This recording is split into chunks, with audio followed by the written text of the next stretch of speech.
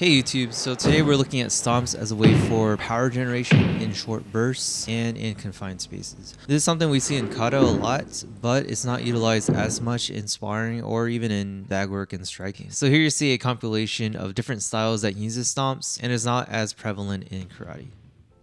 Alright, so we're talking about the hidden power generation technique, which is a stomp. And you see this a lot in kata. Most common one is like Naihanchi, right? So if you think about people lift the foot up and throw this hand, but what happens a lot is reinforced that you stomp it down, and you go, right? So if you think about a baseball pitcher, right, they like stomp before they throw, or like a javelin thrower, they're running, and that stomp, right?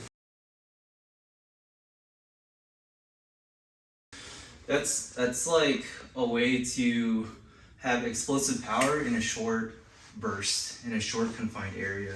So we'll talk about that in striking and also defensively, right? So just basic example here, let's see, I'm throwing like a hammer fist this way. Think of this as like a wide swing. And for me to generate as much force as possible, my swing has to be super wide, right? So I'm going. But now if I added a little stomp here as like a springboard, even like gymnasts do it, right? Before they tumble, they jump. Full out straight, double straight. And a triple tuck. That little thing like shoots all this kinetic energy up, so it transfers into the fist a little faster, right? Right? Or if I go here versus here, you can punch this as hard as you can, but it's not shooting the fist out as fast as it could without this like extra little boost, right? Right? So that type of concept, if you're in a clinch, right? And let's say he's like crowding me in, I just cannot push him out, right? If I just do boom, just a little bit to add a little energy, right? Or if I can't get past this obstruction, right? That little stomp just really shoots all that energy out, right? Or you see it in judo where they go, right? That type of jump happens all the time versus trying to do this slow, right? But counter immediately. But if I try to do that again, that lifts them up immediately as well.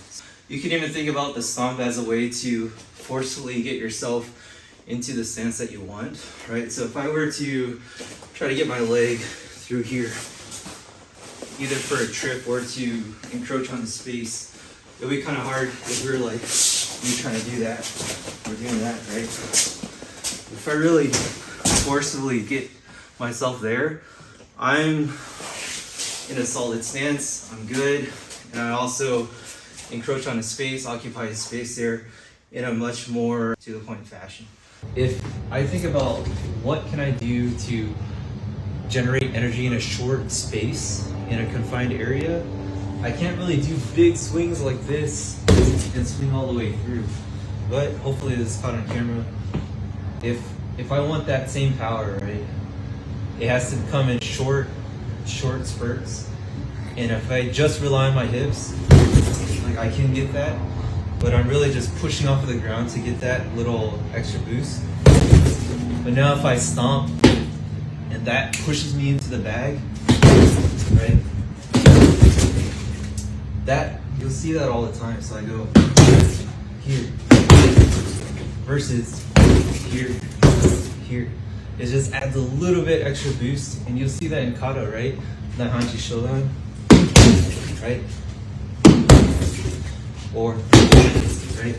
Versus, if I don't have that space or the time to have a large windup to get that big full body swing into it, and my hips aren't as developed where I need to blast off of here, I can't use that stomp and use that to help propel my energy that way, right?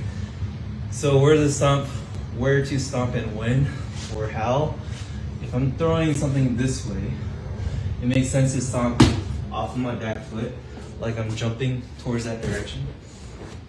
If I'm throwing something this way, makes sense to stomp off of that front foot because it's like I'm changing angles on the bag, right? If I'm running and I sprint and I go this way, same idea. If I'm going here, I need to stomp, change angles, change direction, and go that way. So back foot stomp for the reverse punch, front foot stomp for the hook, right?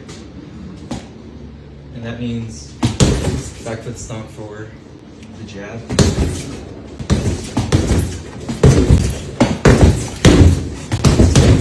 Hopefully that makes sense.